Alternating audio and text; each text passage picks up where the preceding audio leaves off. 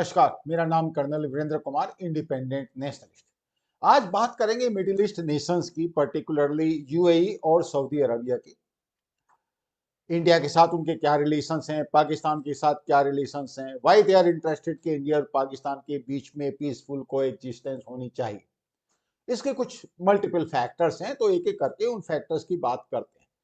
सबसे पहले तो मैं ये एक्सेप्ट करता हूं कि ये जो रूलर्स हैं, एमबीएस सऊदी अरबिया में आप लगाइए और इधर जो शेख हैं ये यूएई के, ये अपने आप में बहुत अच्छे सेवी बिजनेसमैन हैं। I do not have any doubt about it. उनके पास जो रिसोर्सेज हैं, ऑयल एक प्रेशियस रिसोर्स है उनके पास। उन्होंने जो फोरकास्टिंग की है उसमें साफ पता चल रहा है उनको कि अगले 20-25 साल में ऑयल की जो इंपॉर्टेंस है, जो फाइनेंशियल वैल्यू है, वो कम हो जाने वाली है। और इन एनी केस वो जो रिसोर्स है वो एक कम से कम होते जाने वाला रिसोर्स है। आज की डेट में उनके पास एक लिवरेज है, बार्गेनिंग पावर है, economically they are very rich because of oil. But that situation can not sustain for long. ये तो उनका एक फोरकास्टिंग है, and it is a very very intelligent forecasting oil के बारे में। दूसरी बात, क्लाइमेट चेंज। अभी आपने नोटिस किया होगा न्यूज़पेपर में कि मिडिल ईस्ट में एक हीट वेव चल रही है। नॉर्मल टेम्परेचर 43 44, और उसके बाद ये फोरकास्टिंग भी है कि क्लाइमेट चेंज होने के बाद, और ये चेंज ग्रेजुअली हो ही रहा है, कि 50 से ऊपर भी पहुंच सकता है। तो उस हालत में ये कंट्रीज कितने सस्टेनेबल रह पाएंगे, ये एक देखने वाली बात है। और भी इनके साथ बहुत सारे इश्यूज हैं, डेजर्ट है। लेकिन उन्होंने कंक्लूजन क्या निकाला? कंक्लूजन उन्होंने ये निकाला कि कुछ चीजें हैं जो उनके हाथ में नहीं है, लेकिन कुछ चीजें ऐसी जरूर हैं जिसके लिए वो फोरकास्टिंग के बेसिस पे प्रिकॉशंस ले सकते हैं। और उसमें सबसे बड़ा जो उन्होंने प्रिकॉशंस लेने का प्लान किया है वो ये है कि नॉन ऑयल बिजनेस में वो जाएं। आपने देखा होगा पर्टिकुलरली यूएई को, छोटा सा कंट्री है, बहुत ज्यादा पॉपुलेशन भी नहीं, मगर किस तरीके से उन्होंने अपनी जो ज्योग्राफिक लोकेशन है उसको मैनेज किया है। इंडिया की कितनी जो ट्रेन्ड मैन पावर है वो वहां पे काम करती है। उन्होंने एक उसको फाइनेंशियल और बिजनेस हब बना दिया। शारजा से लेके अबू धाबी या कुछ भी आप ले लीजिए, end of course Saudi Arabia भी लगभग उसी डायरेक्शन में जा रहा है। उन्होंने ये भी फोरकास्टिंग कर लिया कि वर्ल्ड चेंज हो रहा है, दिस ग्लोबल वर्ल्ड ऑर्डर ये चेंज हो रहा है। आप देख ही रहे हैं रशिया यूक्रेन के बाद, इस वार के बाद क्या सिचुएशन होने जा रही है। ये वॉर खत्म होगा, कब खत्म होगा, but over a period of time इनका क्या इंपैक्ट होने वाला है। अमेरिका की क्या वैसी हालत रह जाएगी जैसी अभी है, या फिर China will be moving on, may be the way they are trying कि वो नंबर 1 सुपर पावर बने। लेकिन साथ में उन्होंने एक फोरकास्टिंग और बड़ी कैलकुलेटेडली की है। और वो फोरकास्टिंग उन्होंने क्या किया कि India is a emerging global power, इसमें उनको कोई शक नहीं है।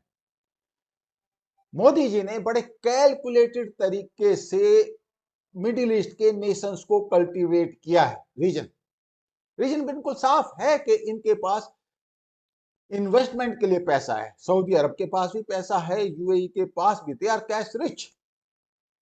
और उस पैसे के लिए उनको इन्वेस्टमेंट के कहां ऑप्शंस हैं? यूरोप में उन्होंने बहुत अच्छा खासा इन्वेस्टमेंट किया है, they are making money out of that. But Europe की जो लिमिटेशंस हैं वो धीरे धीरे करके एक्सपोज हो रही हैं। तो अल्टीमेटली जो रिटर्न ऑन इन्वेस्टमेंट है वो सबसे ज्यादा कहां पे आने वाला है? एंड दे हैव कैलकुलेटेड कि 20 साल के बाद क्या सिचुएशन होने वाली है। That trend is already visible. और मोदी जी ने भी कहा है कि अगले 5 साल में इंडिया टॉप 3 इकोनॉमीज में होगा, नो डाउट अबाउट दैट। और उसके बाद ऑफ कोर्स रास्ता तो खुला है, आप सड़क पे जा रहे हैं, ग्रोथ कर रहे हैं, तो आप you can be global number 2 also. It may take 10 years 15 years, but एक चीज तो बिल्कुल क्लियर है कि इंडिया एक एमर्जिंग इकोनॉमी है। तो ये तो एक क्लियर बात सबको नजर आ रही है। और ये मिडिल ईस्ट के जो दो नेशन हैं इनको भी नजर आ रही है ये बात। तो उनको आफ्टर ऑल यूरोप में तो वो इन्वेस्टमेंट जितना उनको करना था वो करेंगे ही, लेकिन अगर रिटर्न ऑफ इन्वेस्टमेंट कहीं और ज्यादा आ रहा है तो फिर वो वहां पे करेंगे। और उसमें सबसे जो इंपॉर्टेंट जगह है वो कौन सी है? वो इंडिया है। अब अगर इंडिया में उनको इन्वेस्टमेंट करना है तो they would like India to grow. इसलिए तो लोग कहते हैं कि जो ट्रेड रिलेशंस जब आप करते हैं तो आप लोगों के ऊपर एक कॉन्स्ट्रेंट डाल देते हैं, उनका एक स्टेक्स डेवलप हो जाते हैं आप में, आपके सस्टेनेंस में, आपकी इकोनॉमी में, आपके यहाँ एक पीसफुल बिजनेस एनवायरनमेंट में। मोदी जी ने स्मार्टली सऊदी अरबिया को और यूएई को इसी फेवरेबल इन्वेस्टमेंट क्लाइमेट की तरफ लेके आने का प्लान बनाया है, और इसीलिए उन दोनों का जो इन्वेस्टमेंट है, बाकी का भी है, लेकिन इन दो कंट्रीज का जो इन्वेस्टमेंट है वो इंडिया में बढ़ता जा रहा है। अब इंडिया के केस में पाकिस्तान एक इंपॉर्टेंट फैक्टर है, इसमें किसी को कोई भी शक नहीं है। लेकिन पाकिस्तान की इकोनॉमी जिस तरीके से शैटर हुई है, ऑफ कोर्स उनके इंटरनल फैक्टर्स हैं और करप्शन है, स्ट्रक्चरल रिफॉर्म्स नहीं किए, और आर्मी ने अच्छा खासा इन्वेस्टमेंट अपने ऊपर करा लिया और आगे भी कराएंगे। और आर्मी सबको मालूम है कि बेसिकली एक पाकिस्तानियों की नजरों में एक क्रेडिबल ऑर्गेनाइजेशन हो सकता है, मगर साइमल्टेनियसली दे आल्सो नो कि जर्नल्स में जो करप्शन का इंडेक्स है वो अच्छा खासा है। पाकिस्तान के साथ जो मिडिल ईस्ट के नेशंस हैं इनकी बड़ी अच्छी रिलेशनशिप थी, रिलीजियस फैक्टर वाज देयर। आपको याद होगा कि कश्मीर के इशू पे पूरा जो मिडिल ईस्ट है मोर और लेस वो पाकिस्तान के साथ खड़ा था। लेकिन जब से इंडिया ने आर्टिकल 370 एब्रोगेट किया है उसके बाद क्या सिचुएशन है, इनफैक्ट यूएई ने तो उसको कंडेम करने से भी मना कर दिया। आप याद करें जो ओआईसी की मीटिंग हुई थी जिसमें सुषमा स्वराज जी गई थी पहली बार, उसमें उनको अवार्ड दिया गया in spite of all the objections from Pakistan. Let us think of relationship between Pakistan and these two nations. Pakistan Islamic world में एक मिलिट्री पावर के तरीके से ट्रीट किया जाता है, न्यूक्लियर पावर है और अकेला न्यूक्लियर पावर है, और पाकिस्तान इस स्टेटस को बार बार भुनाता रहता है। They want to take leverage out of it again and again, but economically it is becoming poorer and poorer. जहां तक मिलिट्री बात है, जो मिडिल ईस्ट के नेशंस हैं, let us be very clear about it, they can spend money but they cannot become a military superpower. These nations UAE and Saudi Arabia ये बात अच्छी तरीके से जानते हैं कि इस एरिया में, इस रीजन में अगर कोई रिलायबल प्रोफेशनल सिक्योरिटी प्रोवाइडर हो सकता है तो वो चाइना नहीं हो सकता, वो इंडिया ही हो सकता है। लेकिन इस बात को मैं यहीं पे छोड़ता हूं, मैं आता हूं एक दूसरे पॉइंट पे।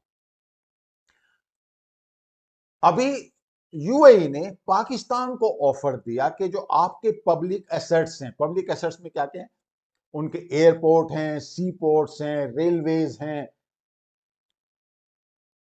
और जो एयरलाइंस हैं, इस तरह के जितने भी उनके पब्लिक एसेट्स हैं, वो कहते हैं कि we can purchase them and we will run them for you.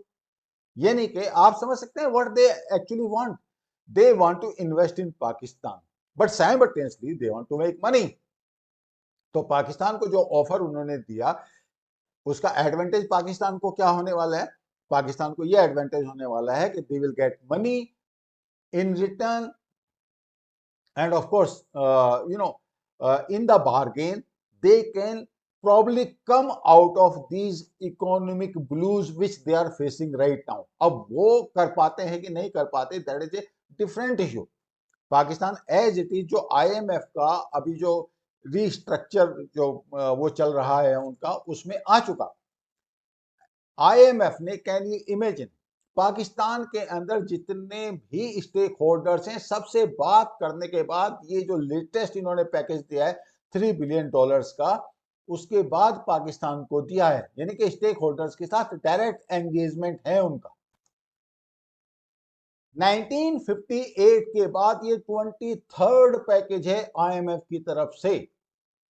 इसका मतलब ये है कि या तो पहले वाले पैकेज लागू नहीं हुए पैसा लेने के बाद, पाकिस्तान ने स्ट्रक्चरल रिफॉर्म्स नहीं किए, वो तो साफ ही पता चल रहा है। इवन अभी इमरान खान ने भी आईएमएफ वालों के साथ एंगेज किया अपने आप को। He is not in power but he is one of the stake holders as per IMF. और इमरान खान एक ऐसी पर्सनालिटी है जो इससे पहले उन्होंने आईएमएफ का पैकेज भी लिया था और स्ट्रक्चरल रिफॉर्म से बाहर भी आ गए थे। मतलब इकोनॉमिक डिसिप्लिन या फाइनेंशियल डिसिप्लिन पाकिस्तान में नहीं हो सकता। तो let us have no doubt about it कि ये जो 23rd जो अभी पैकेज आ रहा है, इसका भी कोई खास असर वहां पे होने वाला नहीं है। पाकिस्तान की जो इकोनॉमिक प्रॉब्लम्स हैं ये ऐसे ही रहनी है। स्ट्रक्चरल रिफॉर्म्स नहीं करेंगे वो, आर्मी वैसे ही चलती रहेगी, करप्शन का इंडेक्स वैसे ही आगे बढ़ता रहेगा।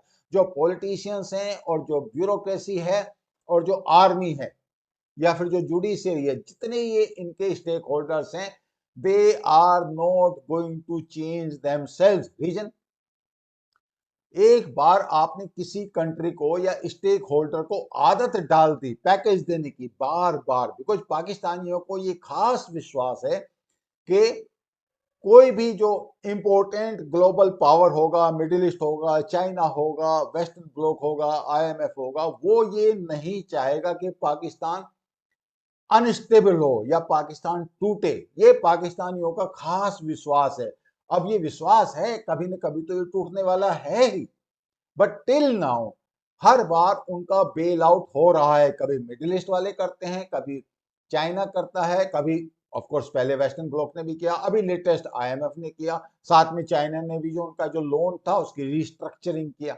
तो ये सब चलते रहने वाला है, लेकिन साइमल्टेनियसली उनको ये बात पता है कि इस रीजन के अंदर, मिडिल ईस्ट की बात कर रहा हूं मैं, अगर कोई स्टेबल फैक्टर है तो वो इंडिया है, और इसीलिए वो इंडिया में इन्वेस्ट कर रहे हैं। इसीलिए वो चाहते हैं कि India must not be disturb, and इसीलिए वो ये चाहते हैं कि पाकिस्तान की जो न्यूसेंस वैल्यू है इंडिया के लिए उसको कम से कम किया जाए। और इसीलिए यूएई इस बात में इंटरेस्टेड है कि पाकिस्तान के जो पब्लिक एसेट्स हैं उसमें वो इन्वेस्ट करे, उनको कंट्रोल में ले, जिससे पाकिस्तान की जो न्यूसेंस वैल्यू है वो कम से कम हो जाए। Let us be very very clear about it. अब जहां तक पब्लिक एसेट्स की बात है, पाकिस्तान आर्मी भी एक पब्लिक एसेट्स है बाय द वे, उसको भी तो आप पब्लिक एसेट ही कहेंगे। और कई बार मिडिल ईस्ट के नेशंस हैं जैसे सऊदी अरबिया है, उन्होंने भी उनको हायर किया हुआ है। क्वाटार ने भी लास्ट टाइम पे जब वर्ल्ड फुटबॉल गेम्स हुए थे, पाकिस्तान आर्मी की उन्होंने बटालियन हायर की थी, हायर किया, पैसा दिया, सिंपल। तो जब किसी कंट्री की जब आर्मी जैसा इंस्टीट्यूशन हायर पे हो जाए तो आप समझ सकते हैं कि उस कंट्री की कितनी वैल्यू डिमिनिश हो चुकी। तो मिडिल ईस्ट वाले जो हैं, स्पेशली यूएई और सऊदी अरबिया, इनको बिल्कुल क्लियर है। अब मैं आता हूं एक दूसरे फैक्टर, क्या पाकिस्तान की इतना इंपॉर्टेंस है या इतना लीवरेज है उसके पास कि वो मिडिल ईस्ट नेशंस के अगेंस्ट में जा सके? आपने देखा होगा इमरान खान के टाइम पे एक बार को इमरान खान ने सोचा था कि जो इस्लामिक वर्ल्ड है उसकी जो लीडरशिप है वो पाकिस्तान, टर्की और मलेशिया के पास आ जाए। एज इट इज कोई भी जो पाकिस्तानी लीडर होगा वो ये कहेगा कि हमारे पास तो इस्लामिक बम है, तो we should be a natural leader of Islamic bloc. तो उसके बाद क्या किया, उसके बाद सऊदी अरबिया ने उसको बिल्कुल उसी की जगह दिखाई। उसने कहा कि हमारा इतना लोन आपके पास है और कृपा करके इसको आप जमा कीजिए। पाकिस्तान के पास इतने गट्स नहीं थे, इमरान खान के पास इतने गट्स नहीं थे। जो वो तीन नेशंस का जो ब्लॉक बना था, टर्की, मलेशिया और पाकिस्तान का, जिसकी पहली मीटिंग मलेशिया में होने वाली थी, इमरान खान एक टेलीफोन कॉल की वजह से उसमें तक नहीं गया। He was the initiator, even as a initiator वो उस मीटिंग में नहीं जा पाया। सऊदी अरबिया ने या एमबीएस ने उसके ऊपर इतना प्रेशर डाला, और मतलब उसको ही सिर्फ नॉट ओनली के उसने वहां पे रोका, उसने उसके बाद एंश्योर किया कि पाकिस्तान की जो इकोनॉमिक हालत है, उसकी जो औकात है, वो उसको दिखा दी जाए। That is number one. दूसरी बात, पाकिस्तान की जो इकोनॉमी है $377 बिलियन विस विस इंडिया, उसका जो लीवरेज है वो इंडिया की इकोनॉमी अब कम से कम उससे 10 टाइम्स मोर है। वो लीवरेज उसका खत्म हो चुका। वो दिन चले गए जब सऊदी अरबिया अफगान वार को भी फाइनेंस कर रहा था। सऊदी अरबिया कितना फाइनेंस कर रहा था, he was matching, Saudi Arabia was matching US aid. और उस टाइम पे पाकिस्तान के तो they were having a good time financially. इसीलिए उन्होंने कभी अपनी इंडस्ट्री भी डेवलप नहीं की, because they were getting money from Saudi Arabia as well as from USA.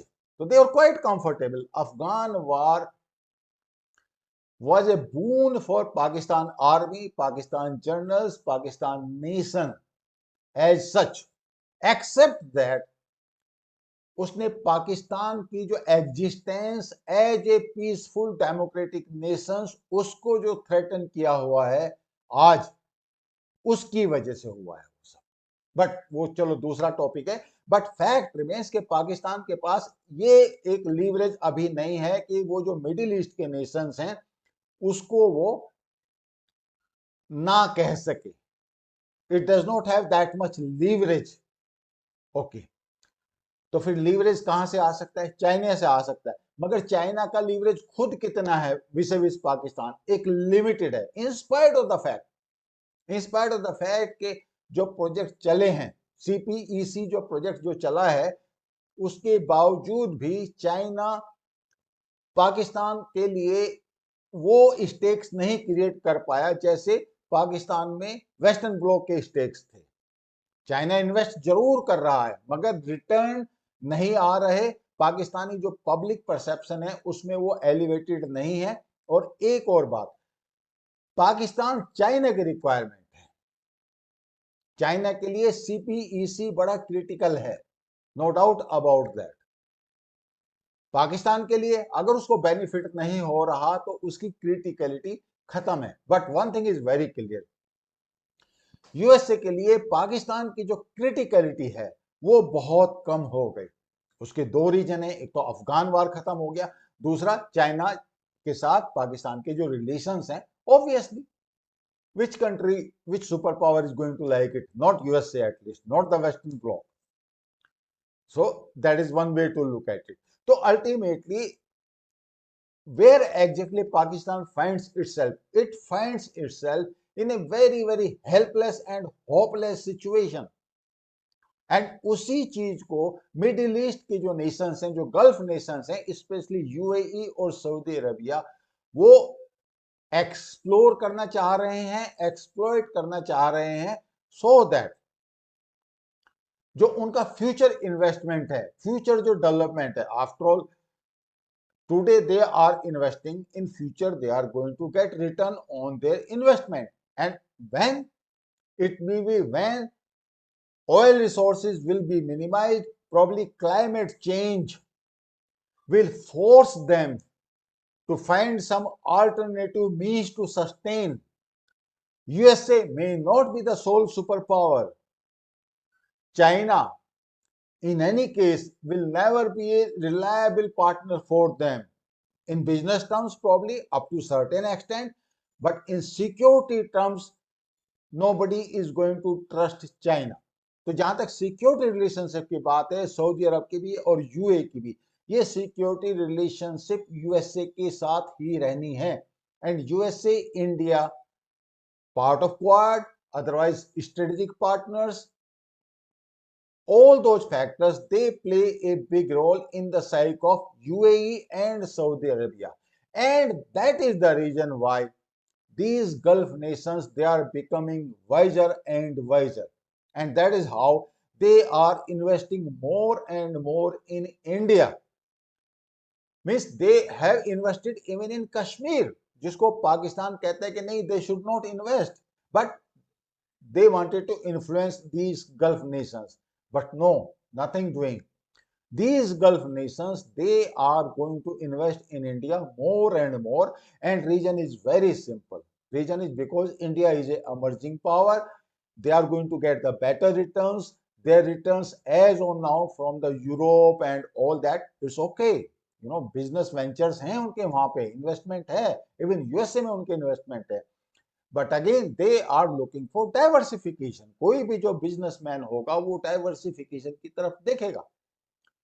So it is almost mandatory on their part to keep Pakistan in check. Of course, India is quite a strong nation now, but even then, one more leverage points. Gulf nations are one more leverage points for India to neutralize Pakistan.